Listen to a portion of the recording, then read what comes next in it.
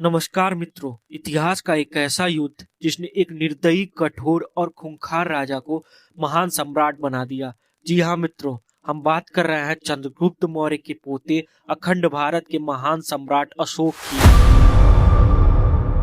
मित्रों, सम्राट अशोक शुरू में एक विस्तारवादी सोच का कठोर राजा माना जाता था। मतलब कि वो पूरी दुनिया पर सिर्फ अपनी हुकूमत चाहता था और उसका साम्राज्य बहुत बड़ा था। अफगान, श्रीलंका, म्यांमार जैसे देश अखंड भारत के हिस्से थे जिस पर सम्राट अशोक राज करता था। लेकिन भारत में एक स्वतंत्र राज्य था कलिंग, जो अभी का उड़ीसा और आंध्र प्रदेश है। इस पर राज करने वाले उस समय राजा का कोई प्रमाणिक नामो निशान नहीं है। मित्रों, कलिंग अशोक के लिए जीतना बहुत जरूरी था क्योंकि इसके पीछे 3 कारण थे। पहला कारण, अशोक पूरे अखंड भारत पर राज्य करता था सिवाय कलिंग के। दूसरा कारण, कलिंग जो अभी का उड़ीसा और आंध्र प्रदेश है, समुद्र के किनारे होने की वजह से विदेशी व्यापार बहुत आसान था। तीसरा कारण, कलिंग एक खनिज का केंद्र था जिसके कारण आज भी वो काफी समृद्ध राज्य है।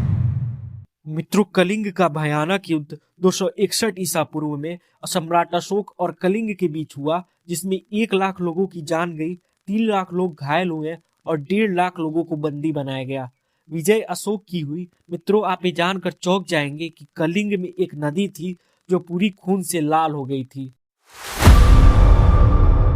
मित्रों, इतना भयानक दृश्य देखकर कठोर अशोक का हृदय परिवर्तित हो गया और वो रोने लगा। अशोक सोचने लगा कि उसने इंसानों की नहीं, इंसानियत की हत्या की है। बाद में उसने बुद्ध के विचारों का अनुसरण किया और बौद्ध धर्म अपना लिया। हिंसा को त्याग कर अहिंसा का मार्ग अपनाया और बिना युद्ध के अखंड भारत पर कई सालों तक शासन किया।